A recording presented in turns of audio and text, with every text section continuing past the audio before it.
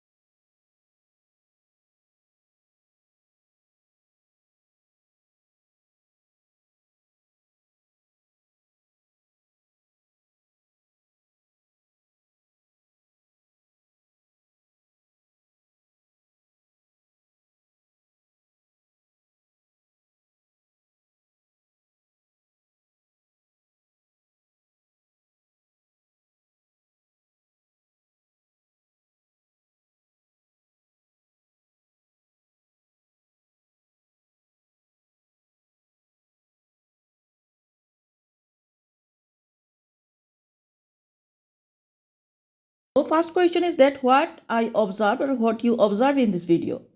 I can see a 10-year-old child who is lying in the hospital setting. He is looking quietly unwell. There is obvious protruding of the left eye as well as I can see redness bilaterally with the abnormal movement of the eyeball, which seems more in the left side. He is unable to move his left eyeball upward and laterally. He is connected to IV cannula. Now, the next question is that what are the important points in history you have to address? So, I would like to ask the history. These are onset, when it onset occur, the course and progression, and is it associated with any eye pain, painful eye movement, visual impairment, and diplopia, and there is any sign of increased intracranial pressure like nausea, vomiting, headache, and dizziness, and preceded of history of fever, any prolonged upper respiratory tract infection symptoms, any sinusitis, nasal congestion, discharge, or persistent cough as sign of sinusitis, history of any trauma, history of any insect bite, and special the eye pain and movement.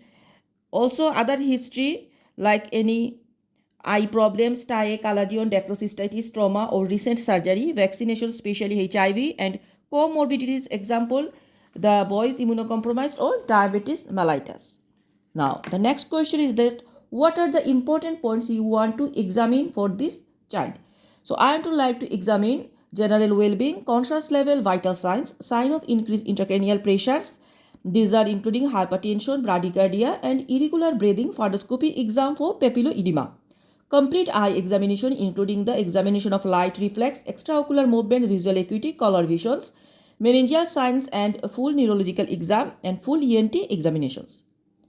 Now, the next question is what is most likely your diagnosis? So, I think my most probable diagnosis is orbital cellulitis, as there is painful eye movement, and orbital tenderness, proptosis, chemosis, and visual impairment is less likely to be periorbital cellulitis. So, my second differential is periorbital cellulitis. Other, I can say insect bite and nephrotic syndrome, any reason for high volume anemia, these are. Now, what are the investigation you would like to do for this child? So, after completing my history examination, I will investigate this child by send pass for eye swab, full blood count, CRP, blood culture, CT scan as there is orbital involvement. What is the indication of CT scan in orbital cellulitis? So the indications are orbital involvement suspected, central neurological signs, unable to assess eye movement or vision, or if eyelid cannot be opened, bilateral edema, deterioration despite treatment. An MRI indication is that if any neurological signs as suspicion or evidence of intracranial involvement of CT. Now about the how can you manage this orbital cellulitis? So orbital cellulitis, we know that it is an ophthalmic emergency. After evaluation, admission, after referral to the pediatric consultant, then on-call urgent ophthalmology or ENT review within 4 hours for assessment for surgical drainage.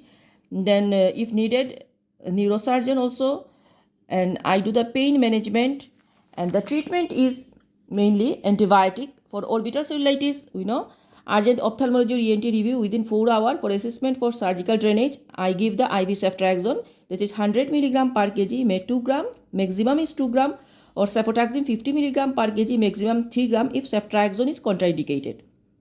If toxemic, add the clindamycin 6.25 to 10 mg 6 hourly. If history of anaphylaxis to penicillin, give ciprofloxacin and clindamycin. And if condition is improving, then convert to oral high dose of co-amoxiclav. And if penicillin allergy, give clindamycin. Total duration of treatment including IV is 21 days and up to 6 weeks if bone involvement.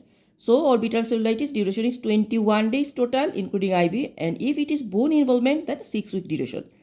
And if there is intracerebral complication, I feel, then urgent neurosurgical review.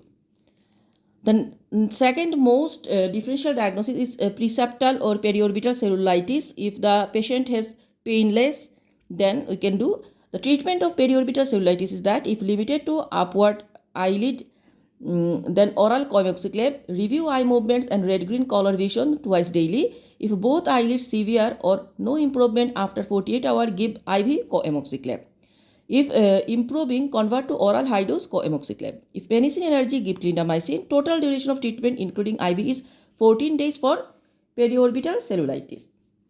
Now, what are the complications of orbital cellulitis? The complications are divided by ophthalmological complications, neurological complications, and septicemia. And ophthalmological complications including orbital abscess, inflammatory or infectious neuritis, optic neuropathy, visual loss, exposure keratopathy, secondary glaucoma, septic uveitis or retinitis, exudative retinal detachment, and panophthalmitis. Neurological complications including cranial nerve palsy, subperiosteal abscess, meningitis, and cavernous sinus thrombosis, and also septicemia. Now the question, which organism is responsible for orbital cellulitis? We know the answer is Staphylococcus aureus. Another question comes that what is the differentiating point between the preseptal and orbital cellulitis? We know in periorbital cellulitis, eye can be examined, where orbital cellulitis unable to examine the eye. Periorbital, there is facial erythema and tenderness, where orbital painful eye movements or ophthalmoplegia. Periorbital normal eye movement, and orbital is orbital pain and tenderness. Preseptal, there is normal visions, and orbital cellulitis, visual impairment, red-green color differentiation lost early. In preseptal, preceding superficial trauma, where orbital preceding sinusitis. In preseptal, eye pain present, where orbital, there is proptosis, chemosis, pupil or fundi abnormality. In preseptal, that is periorbital swelling, where orbital decrease, Glasgow Coma scale and headache. Preseptal, there is fever, where orbital systemically unwell and toxic. So, these are the questions from orbital cellulitis we can face in the examination hall. Please do subscribe and share MRCPCH with Dr. Emma Choudhury. Thank you.